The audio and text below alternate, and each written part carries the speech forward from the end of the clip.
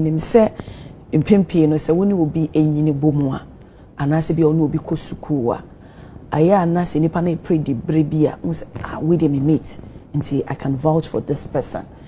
Wone honorable Kennedy Agyapong ba ha se me bi so odo nyina tsena same class wo kire economics ma wo kire literature nti ye den na wo mate pa wo yonko classmate epe dibia bi se ya unfa wo support enternechi empiana na wo se eye Dr. Bawumia. Well, nyame ni penim me nkan tro se me ne ken ohine Agyapong e problem. No one. Ne mom empenin die no enema bebre ne yede ye. Mi suro papa na koma. Mi suro se onyame ehun ye mobokura obetumi abo bi o cabinet. Yes. Papa no ni akoma. How well do you know him? I know him like this. Me say the temperament. And then maybe cry ebetumi asi parliament no any pictures no. Oni kofo entokwa. Ana bibie ni wa beka so ken. Nyabotre na yemfa nkoboko onum mesi edwomu na ne niema pie ade a ye kontokwa dem no onum yo ene wo TVB meti mu program so meti kwa sa o ene kura de yisifo ene nkomo a won di o peso won wi ade ni ade na ye start ye no so o say hunu me painti 2023 de ye no ade na si ye o say wale obodin say onya 92 ye try na ba no obi wia e be share bottom the papa ko 40 me to ababa se I believe say what says answer me say ne ma ni nyina enye no kure owo on agents wo bibie ni wa o ye ya MPP ye ya de no a ye pese ye wi ama ba omia obi no pese o wo se plan no ama obi a ukra na agent wo bi kura chebi na ka de chebi de ka na ka bi ko wi egu mu chebi na agent ni wo enti mama ye nya careful enye ne temperament ni ade wugina so aka say of course we say the temperament of a president eh obi o shock absorbers be ka chiro enye obi a obi live say na de ono obi wasem no nyakora one ne be kontokwa enne eye den enna yes me classmate say ka make say enne me so me di na chi na on chief of staff very chairman be bia madu den na utumi aka say enne de unya akora obeyi obi e wodom afedi ye nim also obeyi obi oh yeah so obeyi obi caustic language insulting behaviors free opening ba show man so until them feel say you pay to me e be a man so your businessman on your business kasi ya pa na say you combine competence, temperament, intellectual prowess, vision. Don't you think the temperament can be managed? How do you do it? So and America, how do you do it? How do you tame it? Baby, I will do it. Oh, now bet me at telephone. To me, if you said, I dear crowd, cano, a offensive man. Oh, one thing that you baby, you busy say, I said, they are even afraid of what you can do. Of course. And then the obey to me, and then what me, I can catch it. Private conversation to me, talk of a private conversation. Wouldn't share or Heathrow Airport, would a former president and another Danko Kufuado at them. No. Mama kasa back. Now nim so be keeping it. Mama kasa back control. Mama kasa control. Eye etra eni fapem. Mene akompre ko enhia Heathrow Airport na we discuss na Kufuado. In fact, if it is true, say na yehia Heathrow na mene ne kasa na me di na Kufuado atema. And wa me pia it to confirm how loose a cannon is. I just say me no share them na ye di komo ye di obi nkonkonsa if I should go and air it say oh me no share ho na ye di kon can we wan sama na e kire onipa su ene ne ban oye he can't even excuse me say contain confidential exchanges say oto na mo ka obi wan asem. That's the first point.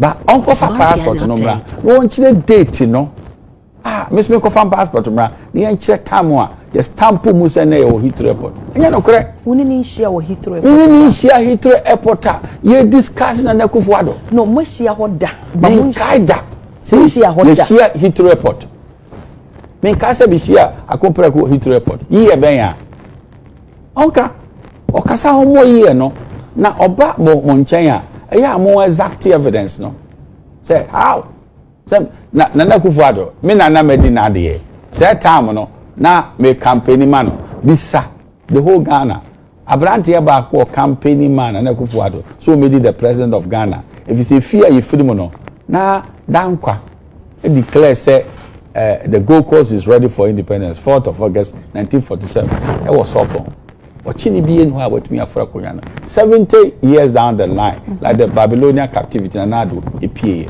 etimi mfa ma ho den ma na nado na me didi na tem kire akompreko se de be na me gi afrimu ejenja no kure se me ni hia wo Heathrow date ben ya onka year ben ya okay honorable me pese wo home so na yenhwe said the honorable Kennedy ohene Agyapong e ka asem no yenhwe be san basisia tia minimum nyansa chero so minimum nyansa chero enko tumi nya minister da the way OCDD Akufo-Addo atem akire mo Heathrow airport em no wa say eni wuoni na niso a Akufo-Addo government obaji minister I'm not going to respond to Obia. I will not. To Bianca the Bianca. But me statistics me fire. They'll run away. Evidence I'm the back. Maybe I just don't talk. I'll give you evidence. Once I touch and here, they catch us at Heathrow airport. Onipa no go jina ho 70 brofu. Obi a mente brofu. Between talk a dime. Okay. Yo ebusia fonti asama honorable Kennedy Agyapong e kan ye o se won se eye Atta Akyea de ma kire mo se Heathrow airport among the whole world benya baby anka say Heathrow airport a troublane a toro ni mguase e ka ho o ka say oni obi hia Heathrow airport is that a proof that you met want to prove asiana what is the evidence you support for this nonsense if ni hia or eye troka kasa troka say Heathrow airport Michiano and na me didi na Akufo-Addo atem is that evidence say asemo kan no kore also how when on fa passport mra me family den so nto ni en kire say o in the years so you be say ye enta ni nyina no e wura e ho no e be show and e be aye return there aye stamp what is the meaning of that okudi wani ma say say enne de eniema wo be fire enyame ho me hu ni fimi obetumi afire me niti Akufo-Addo atem nkire no eye nu ani timu asamo ka ene afa na obeka anka asasemu hu hia no a because me campaign ema Dr. Alhaji Mahadu Wami ano ompe afa na obeka omo awoda mi Atta Akyea emo abe na ode ama me se me ede be na ode ache me se me mfa na me ni madribo me Atta Akyea bisire ne madi onkofo a won kiu ekohu no so omo a me ka ho bi omo a wo bibie mu sikamu bi da bi omo a me sikamu da on che me ade bi da mama ede na ode ache me mate asembi na me say oh Ken Onyakopon mo a wo na ne ewu ko edie wo akasa the ninth commandment no na wo brichi the won susu anso ma say me to Atta Akyea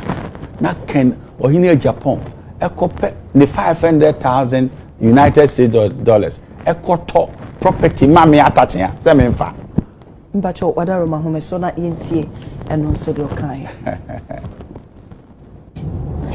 I'm not going to respond to Obia.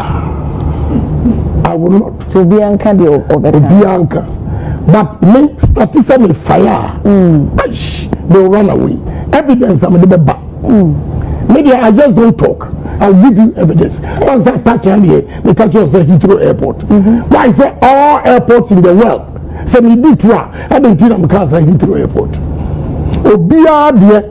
Onipa no ko jina ho 70 brofu obi a mente brofu between to a dime $500,000 for 4 time AU village at the chow Emma would give rent or children and a net if you're $4,000 amount who knows away Obro feeling Obi on tip profit to be taught down with the now the local high the office or high what more to a man of money $50,000 but I leave it to fate. Okay, I was for honorable Atta Akyea. It is our claims when you do you think say ayo? Ayanum Kwasi man no akasa. Say the title deed no way. If you're not touching me lawyer ni between baby na Kennedy on here Agyapong afa 500,000 so to fear mammy kufuor time away village. Title deed no way. You know if you know way who to fear chobi what you say onim baby if you know can pese men so my the title did no na my lease am osage for am wait for the penny onum say ochenhene baby a obetena ye no ye wadabla kan himfie boko time no na ochema wadabla kan himfie ana no for ata odi kan to esi ko ene no because ene de baby am ti ochenhin kra bia oni baby tena na yato AU village acheme Atta Akyea na fe de ma lease ya mo chen hia me $4,000 aya tro me nim ni o kan wasem kra me wo fi a me nim ho wasem na de no wan fa me title di mre me if you know we mama baby a me nu ya kompra kokon o hwe ni ye kakra ya tra obe fire de en o the evidence bi kire o se wo ne oto ade ne kura e ma me no we ni vendor no oto ade ni free ha na ye sign the paper no ba me di mu a enemi kura me paper enemi me sabe to bible say me property be AU village ana osade fo owu ye bisa no ote ase say me lease if you no ma no a me $4,000 osade fo eko lease ni fie say if you bi so e bi od be receive visitors I mean it is some okanyina e ya troka on fa evidence ba kon kire mo ene Ghana for obetumi a mesra ne say baby a okono o reduce to me the president no obe fire den wabusuafo obe fire now they are come NDC say NDC menya hoden wabusuafo na is that a presidential material you want to destroy your own so that you become prominent. How would that happen? Oh no, we know more hurts no. Dodo we say ohune say me boa nipa nyima me ankasa me nkro for me die mu na me die mu enyeme. Yes. Mama, me catch you nyame osun say me Atta Akyea baby a me do sese okay ase. Me nye tenant, I mean here law office. It me pay rent advance. It obebuam me 50,000. Say the entia. E num Kwasi man okra so oka asem say atumi so e si enu nyonko adanse krum the 9 commandment no e no way e won so so man no say me kwa ko akompra ko say me hia $50,000 say me de ye de me mu bra na wo hu ne say de won so say say ye de ne ko president ana se bi okọ AU summit a obekwa akoto blue na no so hu ne say enye no kre ya na wo de hu esu obeta ifra no pa ono kra wo he ya wo ne ka se onti asem obeka so obe fire den wo hu obi o hwe man so na keka eni ni su no man se ye be hira so megina ho ma man ne da o ma be ne yesa udi o hu ne pese ba wo betumi aye factory fine na onu wadwuma aye fo apre so fine but factory yo does not translate say you have the qualities and the capabilities of becoming the president of a nation. So you don't see any qualities in him, like presidential qualities? I don't see presidential qualities. I can see him that he can do some businesses. Businesses you over-exaggerated. How?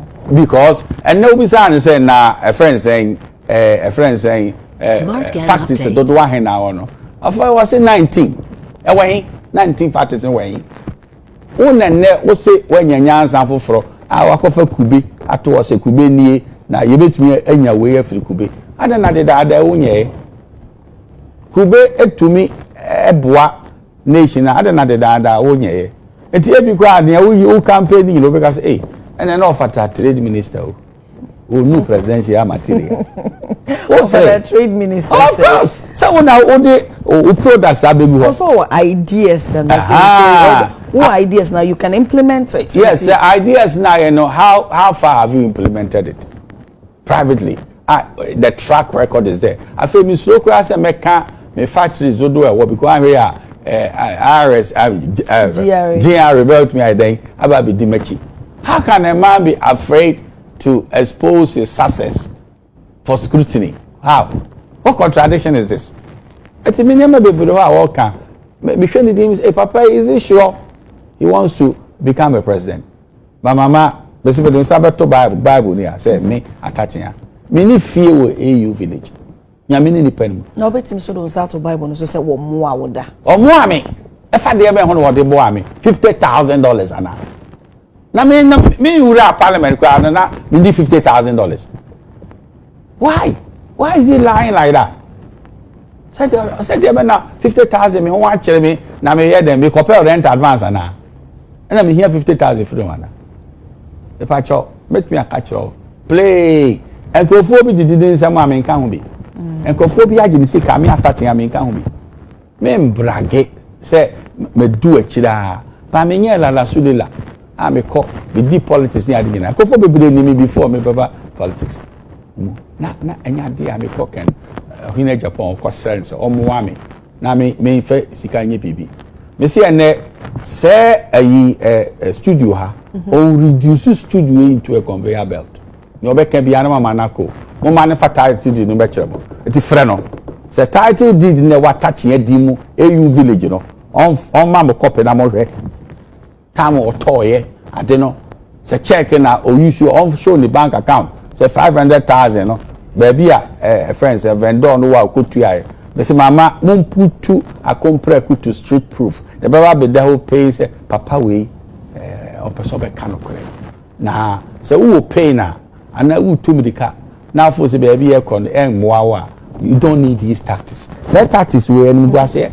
Is it because now no or ne a Dr. Large Mahmoud Bawumia kwa Kensie or supported Dr. Large Mahmoud Bawumia and Tina now na mamu hune flow singing now because the time on now 1 year so pet you know person will ye flag bearer notes or ye president and there are not in a way be okay we been say against NDC.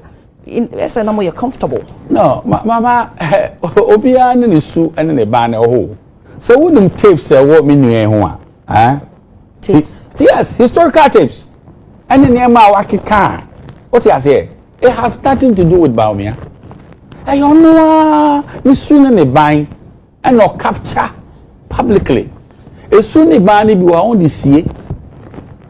Hey, Obi Nums attack our temperament. And to my best studio, hey, we do a atem, we do my atem, we do a software atem, oh, hi na. Smart Gan update. No, only necessary no in a way no. A good say you don't see any pass message. You soon saying what you done say. Obey katasumu mo so na. Ave we to become. Hey, na say sana na what here. The to me and now painting and now bro once a year no kuntuna. So no so mum so you bad. Where? The way no who seen baby answer when it to say we the a jar so was one co Jubilee House. How are you going to do it? Who to me control no? I'm telling you. Yeah, sure. Nimpa. And maybe I'm a first American. Or no nim se bi no pa. And maybe our catch me nka ojomu da because it was not intended for public consumption. And komo bi a oni obi di which is not intended for public consumption. No be believe so okay. Obi gina ho no ken sembi. Akakakra. No, but say we the work can use. We nimpo aka bi acho na sa de na ehu na mu odu. Na won kan so de a. Se ne na wo boa wo fo aso. You can see, intended for public consumption. That's why there's even the oath of secrecy. What is the meaning of that? And maybe we fagana hua or mampeninka. That's all. To you swear an oath of secrecy. They must be him how to keep secret. How can he be president? Okay, mema wa home so ye kasa sisi eye owura Kwasi Kwarteng ubepimo onobo Kennedy ohene Agyapong ne campaign mo a odi mutentema pa owura Kwarteng wote menka me mo acheba de chensoma so abna mejo so kese pa mo ho te say na pay brother do me hoye na won so e nyame adome hoye obi ka se me o me fie o ena owura Kwasi Kwarteng aboere mu mpacho amane Mamincha Missinian, so a lawyer penny in we look up to. Bravo by Atta Akyea. I'm quite DNA who one mubina a even from afar says you pursue law. In some way, somehow they've had an impact in our even though it may not be direct. I'm say several calls on some claims that they are missing. But we are sure that the bonnet so if we are work as we now would say year, we say, Lord, I back with me due diligence. They will be able to say, no, I can't see more. So I can't want to hear any step after lawyer. A basics.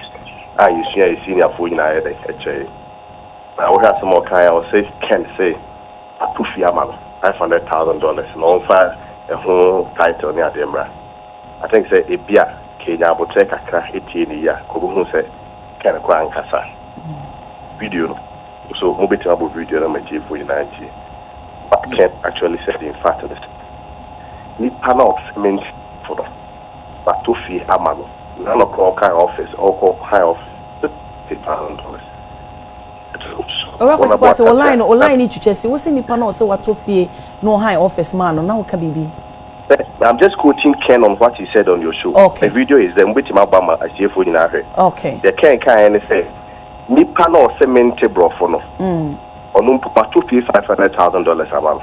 Okay. So Honorable Atta Akyea on case Ken in brofo baby. So he was not referring to him. AKTM was no worker. And he no producers and me kind and na me ka so on video ni bi no mu to papa na fo. Okay. And sakra ni bi better TV so. But me name semi Honorable Katie Hammond, mom nana Honorable Kennedy Agyapong. Yes, you can play the video once again. I have it. My crop before I responded. Okay. Ora Kwasi Kwarteng jinaso ni yembo video no. Yes.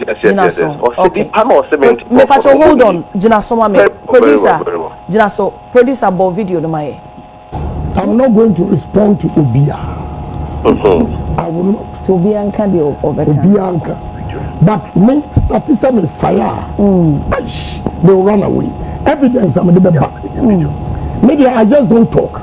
I'll give you evidence. Once that touch and here, because you say Heathrow Airport. Why is there all airports in the world? Say me do try. I don't think I'm because Heathrow Airport. Obia dear. Onipa no ko gina ho cement brofo. Obi cement brofo. Between talk a dime $500,000 before time.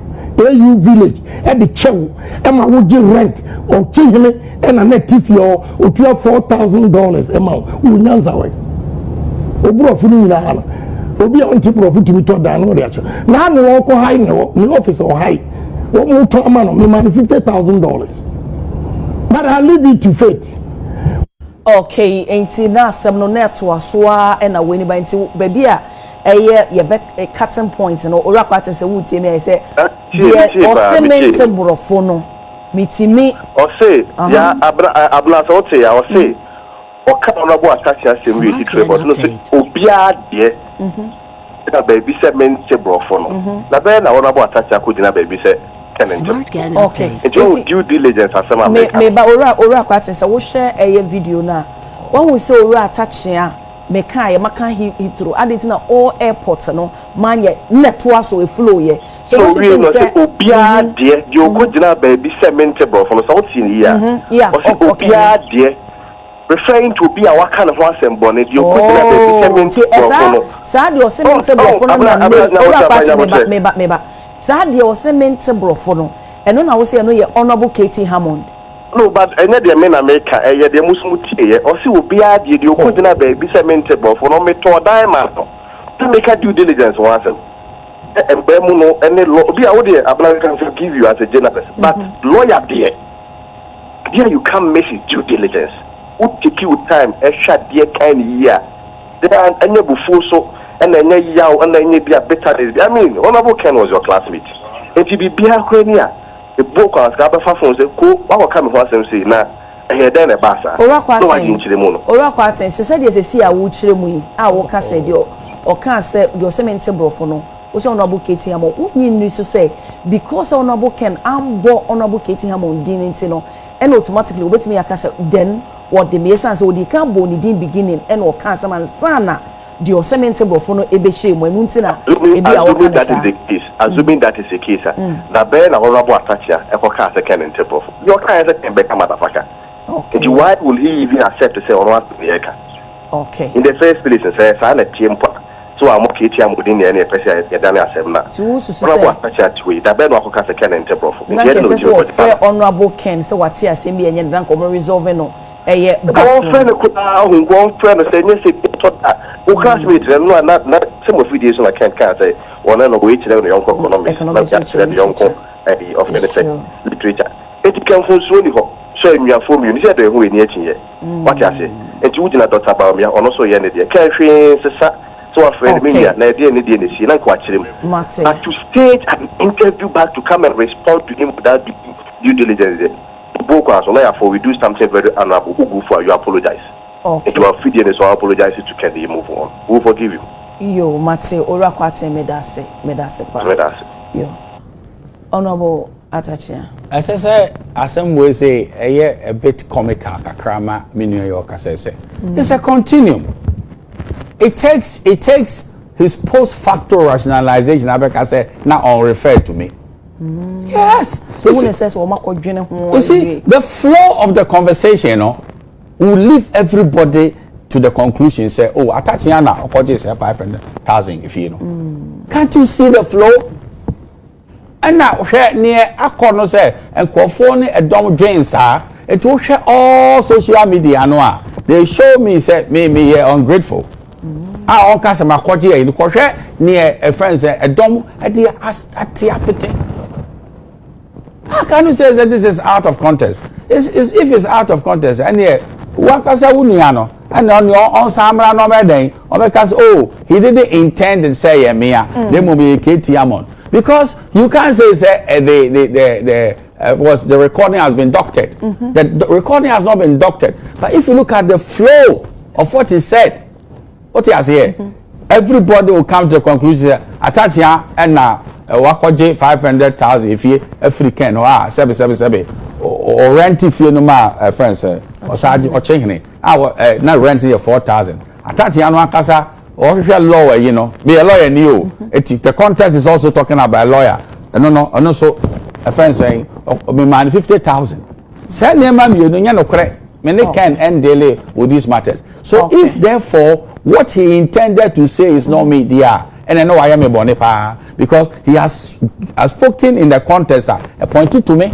Okay, Oka flow was someone obusia for Mayana ye wona yensan share video ni biom said e esikoye. I'm not going to respond to Obia. I will not. To Obianka de Obianka. But me statism fire. They'll run away. Evidence I'm the back. Maybe I just don't talk. I'll give you evidence. Once that touch and here, they catch us at Heathrow Airport. Why is there all airports in the world? Say me did try. I don't think I'm cars at Heathrow Airport. Obia dear, onipa no ko gina ho say minti brofu. Obia minti brofu. Between talk a dime $500,000 for 4 time.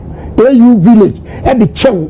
Emma would you rent or chihime and a native your or $4,000 amount. We know Obro funi na hala.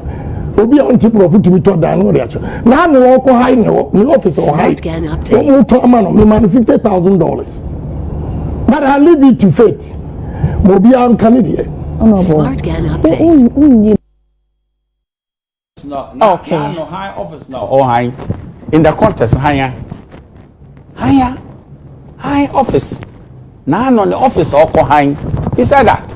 So it flows from the beginning. If you want to bring a disconnect there, then come and explain. Say, oh, you didn't intend to say Yamia. But this context, how can you say Yamia? And ya Atta Akyea me I suppose no Heathrow no. As some no. And also you throw brani. Ma catch it all. Say me ni share Heathrow this guy say Kufuado. The president Kufuado the president. Now, Atta Akyea Obia also no waje $500,000 if he free me some. What is he talking about? Eti bi say no a me mpentokwa tantan. Asemo a wo ka no, me say enne mama okura no unya idea sen. I won't put you on the spot. What idea did you see? Say, Asama Akyea, you know, and now we interview. You know, it was referable to a third party, not the Atta Akyea in the context of the speech he was making. I'm a Kofwasum. It is a rental assembly by no Nana Ate or Chehene. What Ate? What Ate? No, so renti Bibisa or AU village ana. Me near or about say or rent if they mean semus or rent if you be no me chesa or Chehene a confirm say indeed or renti property bisa or AU village. On confirm on chair me so or rent property be AU village because me and the man secretary say almost charge for money say me as we say minimum hwea bibi asa wato fia cheme a me rent ma no and I make catch mama me dey na make can say oche rent no dey so oche import rent bibi so the visitors ba on meda ho wana there infini me nsam. Okay, I want to say that clearly me no charge phone call tenancy arrangement bia me give $4,000 a month from me home. And honorable can to fee be a on top my $500,000. I don't know. Who say afraid a friend saying the spokesperson Kwarteng or so distancing from the fast on top mommy. So what he's saying is ministering the whole Ghana say on top mommy. Now maybe you due diligence here. Due diligence Bena a bro a friend saying tape no need the context of the speech, you know. And then madam maybe sir did you have an idea saying that he was not referring to me? They will say the best way you said you cement brofono. Inti senya wona wo kan say won brofono they are then refer to. I don't want more KTM money. Why do you leave my name as a premise of your statement? Etwetwaswa efrihitu edanto onipa na lawyer or pay or to officers or rent officer in my 50,000. Now cause I feel there let's disconnect the statement. It say there Kwasi Kwarteng chemu say a dino de no nyewo. Enyame anya kan emra studio ha na onfro ono akase na muton say opese kire say ene na entiase na de kasa mu wantumi ankire ase na enyame ya the person can yes sir. How can you say me apologize? Me apologize over the obvious.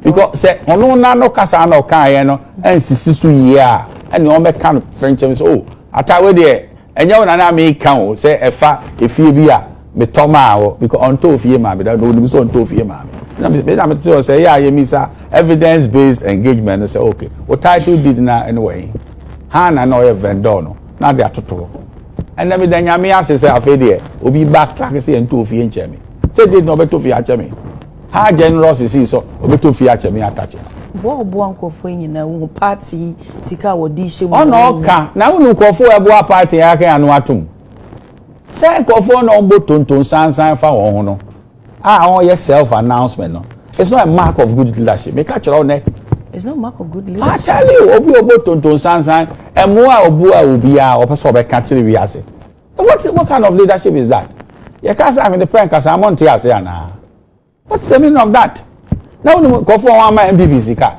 wa ka anu atum eburo ne dia wo dia mama eburo no so kra won your politicians ya so party ni mu a be se ne yanka obi contract efi MPP mu na onya ho mfaso na ode boa nkrofo a eno ne yemfa ne si akonkon sika onya anu bebere na o kan nyina no evidence nche se ono so wagege contracts pa afi MPP ho o ba say go confirm say what is the problem pickups air support into so onya contractor o party boa now support o party a yemfa si akonkon na party ne emo ama e be na ko waje bimpo no aboa party no me say Yesu Kristo ko pass da nti so bi ade ai me ka kiro say ebi wo ha o di kon penso bi a kasa say obi de oka no so pass da o ye as if say it's a debt enye debt nti o chere say the all year no mum chere say esa wo de o mo de party ne de ne ka de of course as if we owe him a living. But a lot of people have held. I have also held the party. I do examine so me can be before party no da na. Me nka. So on the one chire the odi abonti on abodi na odi. Me nka da. Ehu ni fa so. O son obusuyanfo a emfa nye tonton sansan.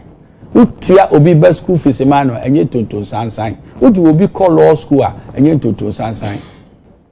o talk a che obi so ofenye campaign yen tonto sansan and a mark of good leadership to do a self announcement. As if some person project say without you the party does not exist, but there are several people who have held the party but they are quiet.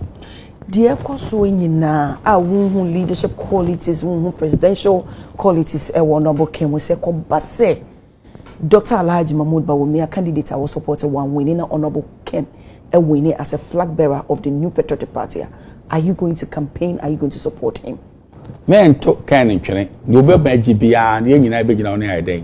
Ya boano. Me catch or say my fate, I'll say it. The fact say and then make us say media udisame and nami ya. I don't have confidence that he has even the emotional intelligence to lead MPP and by extension Ghana. No. It's a fact. And now Bas is out here. When I begin to fire what? Against your own family. If he demonstrated what I'm saying it here by a year will play, you know. And so yes, Obi Pese 777 Obi MAGI support too. Say name Kofo Bebe na onye Dr. Alhaji Mahmoud Bawumia but as is on your campaign. And if you need to repair your own system, I repair your own system. But I am glad say is emerging say on 2 year mami. Me need $50,000 in front. And I also want to confirm I've never had any conversation with Ken concerning Akufo-Addo ewo hitro. Undi Nana Akufo-Addo entre Kenda. For what? Say them na media film. Me campaign ni Akufo-Addo so be the president. I thought say no be because okay, ebi Akufo-Addo yi fi aba ni muti na bu afu no e na okoye Akufo-Addo a kire Ken. No, we say Akufo-Addo kro me president. Does it sound logical to you? Is it not counterintuitive to say me say Akufo-Addo and me president? At the same time Akufo-Addo me president no we could did in ho atem a kire Ken. Hitro. Na hitro na ye a friend saying rally ground ana. And then I make call the whole hitro.